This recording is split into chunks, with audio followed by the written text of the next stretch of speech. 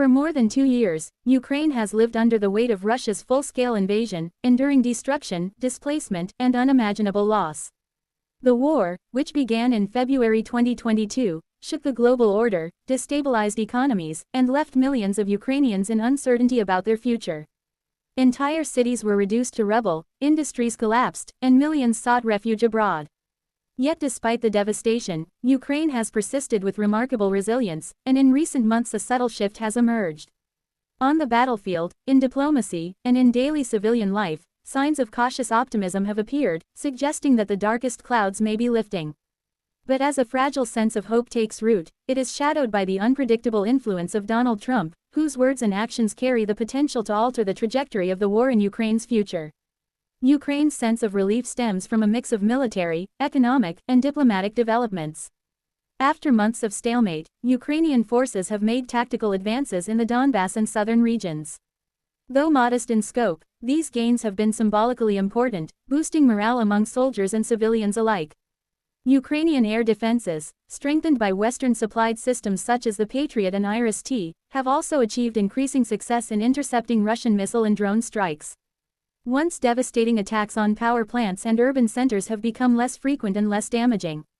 Major cities, including Kyiv, have experienced longer periods without blackouts, a marked improvement from the early years of the war when winters were defined by darkness and fear. Economically, Ukraine has begun to find its footing. Agricultural exports through the Black Sea, once strangled by Russian naval aggression, are flowing again after the establishment of protected corridors. Grain shipments have resumed to Africa, Asia, and Europe, relieving concerns over global food security while providing Ukraine with vital revenue. Domestically, reconstruction efforts in Kharkiv, Mykolaiv, and Kyiv suburbs have restored infrastructure and created jobs, providing citizens with a sense that life is inching toward normalcy. Markets are reopening, schools are functioning, and civic life, though under strain, is reasserting itself.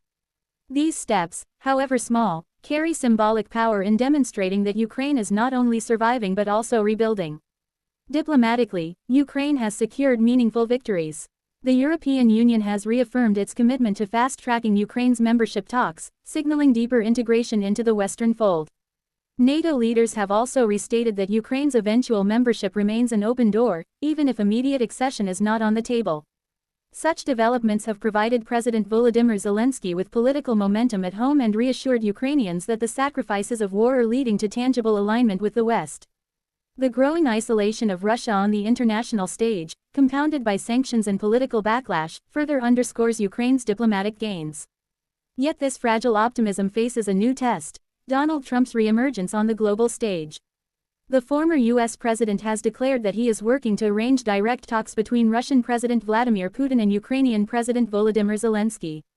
While advocates of negotiation may see this as an opening for peace, many in Kyiv and European capitals fear it could undermine Ukraine's sovereignty.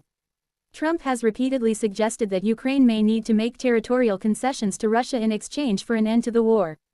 For Kyiv, this is not a compromise but an existential threat. Any agreement that legitimizes Russia's occupation would, in Zelensky's view, be equivalent to surrendering the very principles on which Ukraine's independence stands. Trump's rhetoric diverges sharply from the current U.S. administration's approach.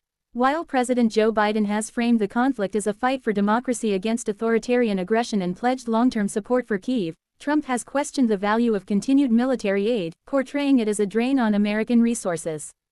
His comments about NATO obligations, hinting that U.S. commitments might be negotiable, have rattled European leaders who rely on American security guarantees. This uncertainty is magnified by Trump's strong position in U.S. politics. With polls placing him as a frontrunner in the 2025 election, his potential return to the White House could reshape U.S. foreign policy in ways that profoundly affect Ukraine. For Ukrainians, the stakes could not be higher. Continued Western military support has been the lifeline of their resistance, enabling them to withstand Russia's larger forces. If that support were reduced or withdrawn, Ukraine's ability to defend itself would be severely weakened. European allies, while increasingly united, still depend on U.S. leadership for both resources and political cover. A sudden shift in Washington's stance could fracture the coalition, embolden Moscow, and prolong the war. At the same time, Trump's overtures to Putin raise fears of a settlement that sidelines Ukraine's own leadership, reducing it to a bargaining chip in a broader geopolitical contest. Inside Ukraine, the public mood is a complex mix of hope and apprehension. Citizens are proud of their military's resilience and encouraged by international support, but they are also weary of the endless toll of war. Families remain separated, casualties mount daily, and millions of displaced people wonder when they will return home.